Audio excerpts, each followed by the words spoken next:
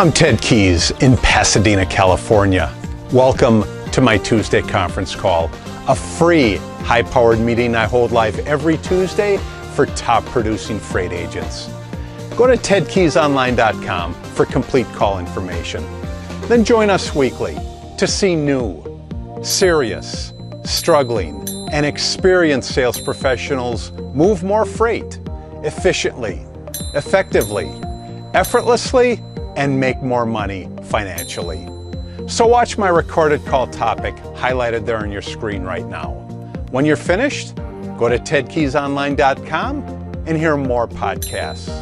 Read more blog posts, watch more videos, and while you're there, visit my Freight Sales Success Store for top-notch freight moving products to explode your business today. Enjoy watching and applying my Tuesday conference call. Hello and welcome everybody again to my Tuesday conference call. This is a call that I hold every Tuesday at 2 p.m. 2 p.m. Pacific time, 5 p.m. Eastern time. It's a call where I teach you how to move freight, move it more productively, efficiently, effectively, so you make more money financially. As usual, if you're on my email list, go ahead and go to that one of the emails that I sent you today. That will be the basis for today's topic. Today we're going to talk about follow-up. What is the proper way to follow up with a prospect? Now, as I said earlier, go to all those attachments on the bottom of your email that I sent out to you today. We're going to go over these one by one. By the time you're finished, or by the time I'm finished, you will have the correct mindset on how to effectively follow up with your prospects and your customers. Before I do that, though, go to that first attachment, as I usually do. Open that up. That is our Green Meadows Productions leaderboard. You'll see that those are our leaders for September. I take it back, unfortunately. On this one, I sent the wrong one. I'm looking at a wrong one. But look at that leaderboard. It'll show you how everybody did last month. Your goal, as I typically say, is to make it a goal to get your name on that leaderboard wherever you start. Doesn't matter to me.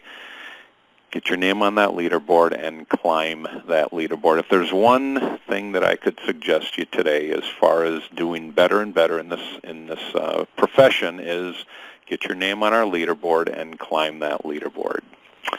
Okay, let's go ahead and X out of there and open up the second attachment. Second attachment says, don't ever say this phrase. Don't ever say this phrase, and I can account to that. Don't ever say this phrase, I'm just touching base.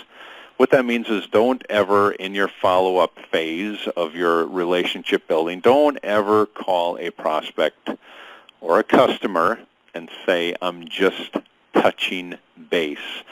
Now, why is that? Well, let me explain. The success of your follow-up call is in direct relation to the success of your previous call. Now, during that first call, freight sales agents should always make sure to nail down what happens next before hanging up the phone. Make a note of the conversation that you had with your prospect or customer. This involves getting a commitment that both your prospect and your customer will do something, and you'll do something as a result of the last call you had with them. Now, when you've established clear next steps in your first conversation, you can follow up with a line like, I'm calling to continue our conversation from last week where we discussed moving your freight. You're going to review the information I sent you, which you did. You sent them information. Did you have any questions on that information? And based on that, will you put me on your email freight list? Now, there is a great way to follow up after your first conversation. That's just one of many examples. Again, you're not calling to say I'm just touching base. You're calling with actual information to remind them and also to share with them. Now, on your follow-up calls, it's important to remember that your prospects are not likely doing pre-call planning like you are, meaning don't expect them to expect your call that you gave them or that you made to them last week. Therefore, you can't assume that they're in the same frame of mind as you when the time for your call rolls around. So again, don't expect them to remember the first call that you had with them. Just plain and simple. They're not going to remember unless it's somebody you know personally. Actually, you should assume that they won't even remember you. Not only the call, but they won't even remember you. Then make a point to briefly review where you left off on your previous conversation. So here's a couple examples. The last time we spoke, you showed interest in our freight service. Here's another example. I'm calling to continue our conversation from last week where we had discussed moving your freight, and you were going to blank. They were going to do something. They were going to receive your information. Again, it depends on where you left off in the last conversation. By following these simple rules, you'll never have to touch base with your prospects. This is just an ongoing process. It's not where you're touching base from time to time. Let's keep touching base on the baseball and softball fields and not on our freight sales follow-up calls, okay? So remember, I'm just touching base is for baseball and softball. It's not for following up with your freight sales prospects. Let's X out of there, guys. Open up that third email. I did forget to mention the title of my call today, which I just said it earlier. I'm just touching base is not... Boy, I apologize. I'm just touching base is for baseball and softball. My apologies for not announcing the title of my topic earlier. So, open up that third attachment. That third attachment reads, 5 reasons to make a follow-up sales call other than just touching base. Let me say that again. 5 reasons to make a follow-up sales call other than just touching base. Remember, we're going to rid those lines out of our vocabulary, especially when it comes to following up with our prospects. Now, there are no shortcuts in freight sales. When I tell you that it's going to take 3 to 6 months before you notice anything productive in your profession, that's what I mean. That's the average it takes. So there are no shortcuts in this profession. Optimizing your sales takes hard work and consistency, and it's usually a couple of months from the start before you see any positive changes, like I said earlier. Now, one of those rare short-term techniques that often goes overlooked is giving your customers and prospects a fresh reason to call, or, in the world of email, reason to contact. I'm just going to lay it flat on the line here. Some of your prospects, it will take a while. It'll take a long time before they give you the opportunity to move their freight. Now, that's not the case with everybody. Some will give you the opportunity right away. They're all different. That's just the way it is. And you're different. You're a newcomer that's attempting to get or fit the vision of you into their time frame. Some will like you, some won't. But that's how it goes. Some will give you the opportunity, some will take a while. So for those that take a while, you've got to come up with reasons to call or reasons to contact. And we're going to talk about that right now. So what is an RTC? Well, you can think of an RTC as a mini campaign, a mini marketing campaign. It's a new reason to call clients or a fresh new angle to use on the phone with your prospects and your customers. Successful freight sales agents love and use RTCs to reinvigorate their approach to outbound calling and their emailing. Now, next question is, why use RTCs? Why use a reason to call or a reason to contact? Well, Successful freight sales agents get into a groove. They get their story down, and they iterate on it with every conversation. But after a while, even the best freight sales agent like yourself will fall into a rut, and their story starts to sound stale. Now, once a freight sales agent starts going down this slippery slope, their confidence and conviction often takes a nosedive with it. So this happens most often with our follow-ups and our follow-up campaigns and mini-campaigns where they aren't as persistent as they should be because they don't have a good enough reason to call the prospect again. Moving on, some top freight sales agents will go back to the drawing board and they might rewrite their pitch to sound fresh. Others, they'll get creative with the pitch they have. This is where you'll see outright deception or deceptive sales tactics come into play as metrics get exaggerated and false stories spun. Very quickly, your pitch starts to sound like a tall tale. This is where you feel that your pitch, again, just going over what I just said, where your pitch feels to be invigorated. So what happens? You start making stuff up. You start saying things that aren't true. You start drawing this grand picture that most customers and prospects won't believe. That's what happens when you start going down a slippery slope like this. Now, it's also worth noting that feeling stale is at least 50% mental. I mean, that's something we've allowed to happen. It's 50% mental. If you think you're feeling stale, that's because you've allowed yourself to feel stale. The freight sales agent may not in fact sound stale. It may just be your or my or their perception. So if you feel like you're feeling stale, it's because you've allowed yourself to think that way. Now, here are 5 fresh RTCs that will give you an actual purpose in reconnecting and following up with your prospects and customers. Now, regardless of whether your pitch has indeed outlived its usefulness or you simply feel it has, you can head negative situations off at the pass with better RTCs. Again, RTCs, reason to call and reason to contact. When you have something fresh to say, your confidence will go way up. So what I'm going to go over here are 5 examples of a more interesting reason to call or an interesting more reason to contact. Here's the first one. The first one is obtaining some breaking industry news.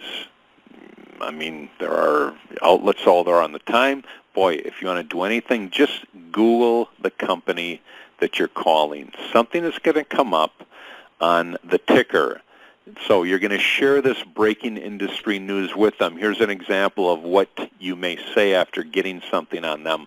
Hey, I came across this article and I thought you might find it useful. You're just sharing some industry news with them.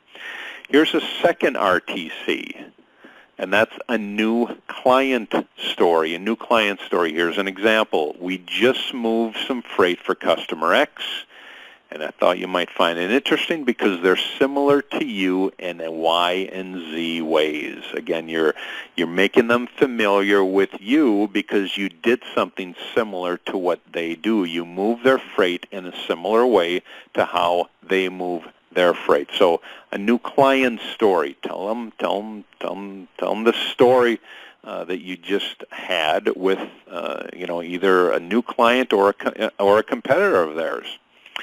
Here's a third new RTC, and that's obtaining some new data. New data. Here's an example of what you can say to them after you've got this new data. The first time that we spoke, you mentioned you wanted proof that our freight service is exceptional. Here are some more recent stats. So basically, something may have come out in the news on LDI. Share it with them. Here are some more stats for you to consider on our freight service. So you're sharing some new industry data with them. Number 4, the fourth new RTC is share an upcoming nearby event that you may be attending. Example, I'm heading to X location for Y conference, and I thought it would be a good opportunity to grab a cup of coffee with you. Again, you're just letting them know for some reason you're in the area. Hey, I thought I'd give you a call. Let's go get a cup of coffee. I mean, then they can actually see who you are. They see that you're putting forth the effort to build a stronger relationship with them. So share an upcoming nearby event that you're having with them. The fifth new RTC is this, and it's called inbound marketing. Here's an example of inbound marketing. I noticed you opened our white paper on X, and I thought I could assist you to better understand how our freight service will benefit you. You notice that they opened some white paper that you sent them. Hey, if they open some white paper, that means that they have an interest in what you're doing. You took an interest. So basically, hey, I noticed that you opened this white paper on us. I thought I could assist you to better understand how our freight service will benefit you. If they opened your white paper, that means they took an interest in what you had to say. Here's a bonus tip. Call it number 6. Call it what you want. But here's the last thing you can do. Combine a new reason to call with a caller email blitz where you sit down and reach out to 15 to 20 new prospects or old opportunities. Just come up with a reason, sit down, either call, email, and 15 to 20 new prospects.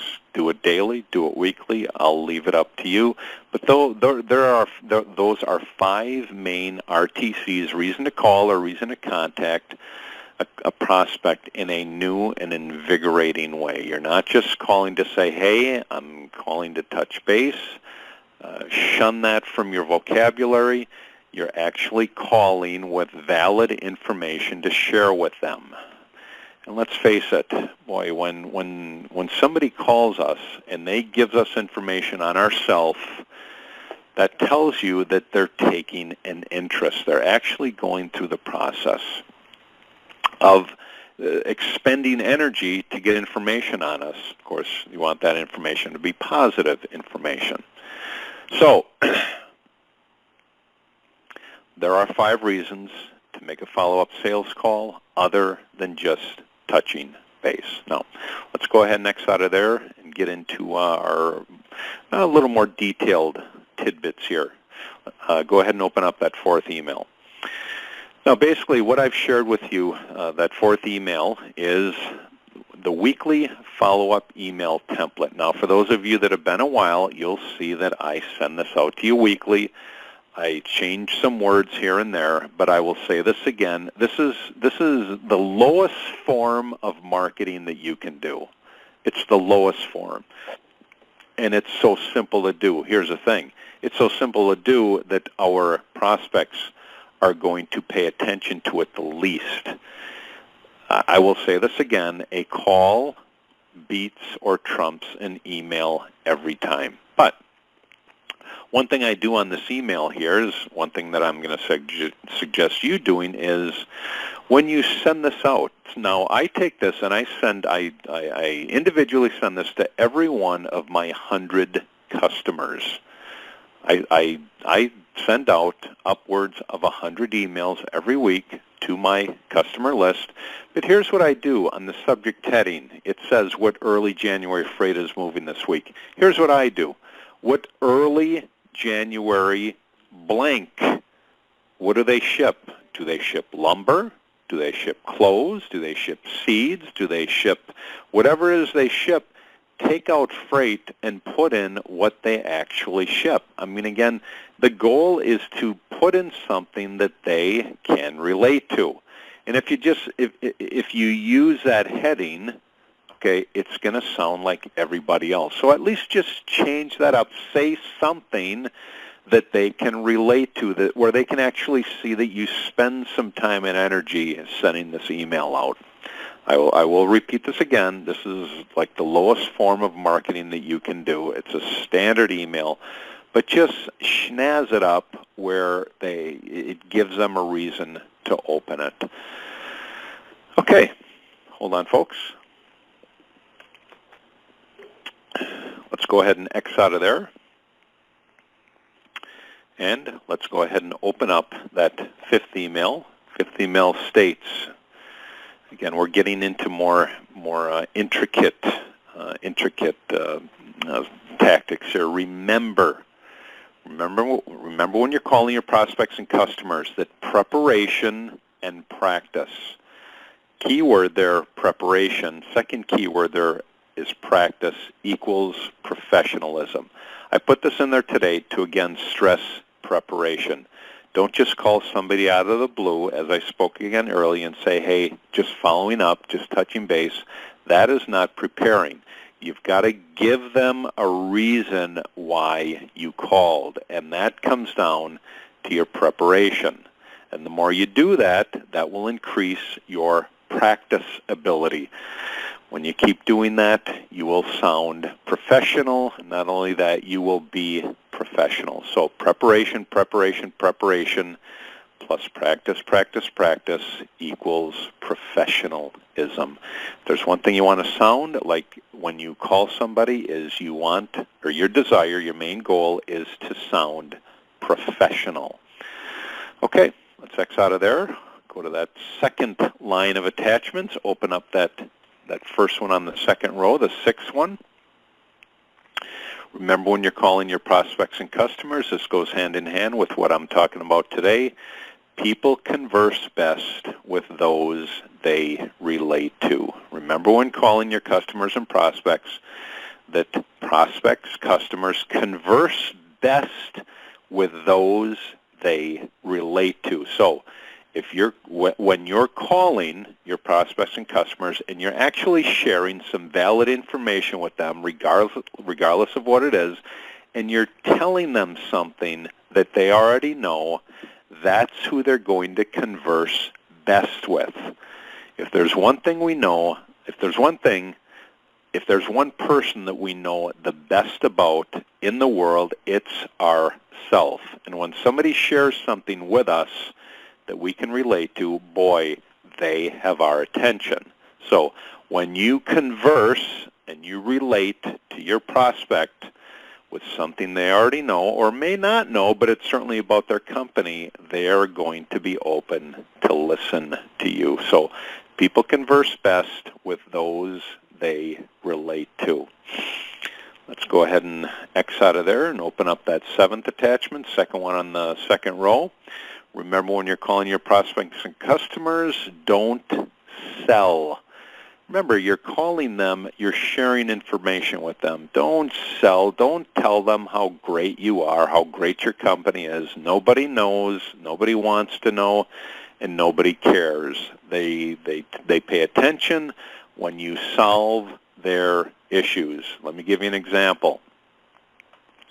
I am in the process of reviving a customer whom a past agent left and went away to another brokerage. I'm in the process of reviving this customer. This past agent left a mess. He left just a messy trail with some of the customers, and some of you that are listening receive some of his old customers as well. But I'm in the process. Now, the first time this prospect of mine, when I spoke to her, she said, oh boy, I am still waiting for this situation to be resolved. Well, that was my immediate notice that, hey, here I am to solve your challenge.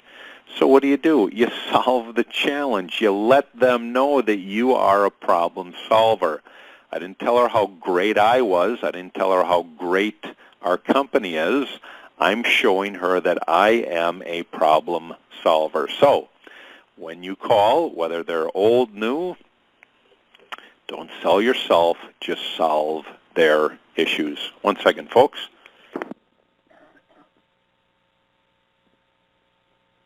All right, moving on. Let's X out of there, open up that eighth attachment, which states, remember, when calling your prospects and customers, again, I've said this before on this call, do your research. Whatever it is you want to share with them, about their company, about the industry. Do your research. Calling a shipping decision maker before you gather any information on them says this. It says, I didn't feel that this call was important enough for me to take an interest and do any research on you. And they will know. If you want to get somebody's attention, share information with them that they can relate to. So do your research. I'll say it again.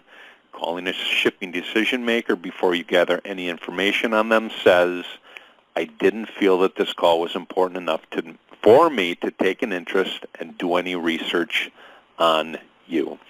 If you want somebody to notice, then share something with them. Whatever it is, I went over 5 reason to calls earlier in the call. Do your research. Let's X out of there. Open up that 9th attachment. The ninth attachment reads, again, remember when you're calling your prospects and customers, to prepare for each call by asking, in addition to doing your research, how can I assist this person today? As I said earlier, people will not give us their business because we tell them how great we are. People will give us their business because they see us as problem solvers. They see us as somebody that will assist them in overcoming their challenges, and they have challenges every day. If you're not getting through, just think of it this way. If you're not getting through to the prospect, here's the reason why. They're dealing with a great problem solver already. Just think of that. They're dealing with a great problem solver already, but that problem solver they're dealing with cannot solve all their issues. There are going to be some times where, hey, that guy, that gal is screwing up. They're not following through. That's when they're going to come to you. So prepare for each call by asking, how can I assist this person today? Great topic today, folks, on following up. Let's go ahead and open up that last attachment. My last attachment, I finish up with my Bible insight. The reason why I do this is because in addition to having years of experience in the industry, I apply what I know, or my application of what I know comes from the Bible. Here's my topic for today. My topic is this: godly freight agents understand that the world changes, but God does not. That's my Bible insight for today. Godly freight agents understand that the world changes, but God does not. What do I base that on? Well, I base that on Malachi, the book of Malachi. It's in the Old Testament, going toward the latter part of the Old Testament. Malachi states, I, the Lord, do not change. Think about that for a second. Just think about it for a second. Think about how this world we live in is in constant change. It's in constant flux. That's why we have challenges and issues, because our world is always changing. But Malachi here says, quoting the Lord, I, the Lord, do not change. Well, let me explain further. We live in a world that is always changing, but we worship a God who never changes. Think about that. Our world is always changing, but our God does not change. And thank goodness. That means that we can be comforted in the knowledge that our Heavenly Father is the rock that simply cannot be moved. The next time you face a difficult circumstance, a tough time, an unfair treatment, or unwelcome change, remember that some things never change. Things like the love that you feel in your heart for your friends, your family, and the love that God feels for you. So instead of worrying too much about life's inevitable challenges, focus your energies on finding solutions, because I'll say it again, this world is always changing. That's why we have challenges. Now, it changes for the good part too. All right? This is not all doom and gloom. But have faith in your own abilities. Do your best to solve your challenges and leave the rest up to God. Now, Where can we apply this? Well, here's the application. We live in a world, as I said earlier, that is always changing, but we worship a God who never changes. That means we can be comforted in the knowledge that God is our rock that simply can't be moved by this world. Now, if you're going to look to God, look to a God that doesn't change, man, that would be the best solution. Because I certainly would not want to follow a God who changes with this world. That means that God doesn't know what they're doing. I'm going to follow a God that doesn't change, whose word doesn't change. That's where I'm at. That's what I'm sharing with you today. Just to quote a few people along this line of thinking, John Wooden says, failure is not fatal, but failure to change might be. Sometimes we have to change with the world, but if it's going to change us in a negative way, then that's where you have to stop. Sometimes we do have to change. Next, Charles Swindoll shares, more often than not, when something looks like it's the absolute end, really, it's the beginning. So it's important that we be flexible in what's going on in this world. But if you're going to change to where you're in the world, then you're going in the wrong direction. You don't want to follow this world. You want to follow the God of our Bible. Great topic for today, following up and realizing that this world changes, but our God does not. Okay. As usual, folks, if you have any questions involving my topic for today on following up and realizing that just touching base is only for softball and baseball, call me at 626-309-9141. Any of you folks listening that has a desire to become a top producing freight agent with our team, call me, Ted Keys, at the same number, 626-309-9141. You've just taken a tremendous step forward by watching and applying my Tuesday conference call highlight. Do you desire to earn and learn with our top freight team and Christian-based office? Yes? We're searching for a self-starter who's serious, motivated, and ready to take action right now. Is that you? Go to tedkeysonline.com/contacts and enter your contact details. We provide top-notch freight agent sales training to you. Then you deliver those same skills with confidence to the freight industry marketplace. I'll talk to you soon.